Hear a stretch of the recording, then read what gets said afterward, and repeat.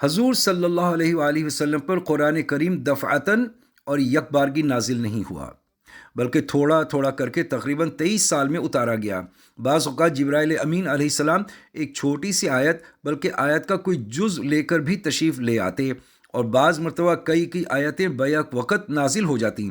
قرآن کریم کا سب سے چھوٹا حصہ جو مستقلاً نازل ہوا وہ غیر اولی الضرر سورہ نساء آیت نمبر 95 ہے، جو ایک طویل آیت کا ٹکڑا ہے۔ دوسری طرف پوری سورہ انعام ایک مرتبہ نازل ہوئی۔ قرآن کریم کو یک بارگی نازل کرنے کے بجائے تھوڑا تھوڑا کر کے کیوں نازل کیا گیا؟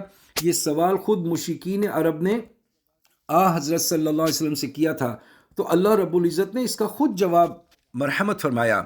اعوذ باللہ من الشیطان الرجیم وقال الذین کفروا لولا نزل علیہ القرآن جملۃ واحدہ کذالک لنثبت به فؤادک ورتلناہ ترتیلا ولا یأتونک بمثل الا جئناک بالحق واحسن تفسیرا۔ ترجمہ اور مفہوم یہ ہے، سورہ فرقان آیت نمبر 32 اور 33۔ اور کافروں نے کہا کہ آپ پر قرآن ایک ہی دفعہ کیوں نہیں نازل کیا گیا؟ اس طرح ہم نے قرآن کو تدریجاً اتارا ہے تاکہ ہم آپ صلی اللہ علیہ وسلم کے دل کو مطمئن کر دیں، اور ہم نے اس کو رفتہ رفتہ پڑھا ہے، اور وہ کوئی بات آپ کے پاس نہیں لائیں گے مگر ہم آپ کے پاس حق لائیں گے اور اس کی عمدہ تفسیر پیش کریں گے۔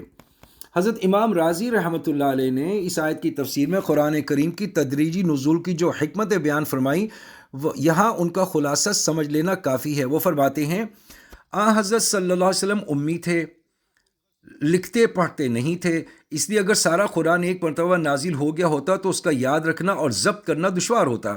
اس کے برخلاف حضرت موسیٰ علیہ السلام لکھنا پڑھنا جانتے تھے، اس لیے ان پر تورات ایک ہی مرتبہ نازل کر دی گئی، اور اگر پورا قرآن ایک دفعہ نازل ہو جاتا تو تمام احکام کی پابندی فوراً لازمی ہو جاتی۔ یہ اس حکیمانہ تدریج کے خلاف ہوتا جو شریعت محمدی میں ملحوظ رہی ہے۔ حضور صلی اللہ علیہ وسلم کو اپنی قوم کی طرف سے ہر روز نئی اذیتیں اور مشقتیں برداشت کرنی پڑتی تھیں۔ جبرائیل امین علیہ السلام کا بار بار قرآن لے کر آنا ان اذیتوں کے مقابلے کو آسان بنا دیتا تھا، اور آپ صلی اللہ علیہ وسلم کو تقویت قلب کا سبب بنتا تھا۔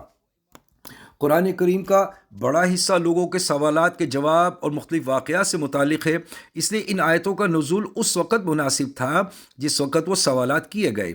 زیادہ واقعات پیش آئے، اس سے مسلمانوں کی بصیرت بھی بڑھتی تھی، اور قرآن کریم کی غیبی خبریں بیان کرنے سے اس کی حقانیت اور زیادہ آشکار ہو جاتی تھی۔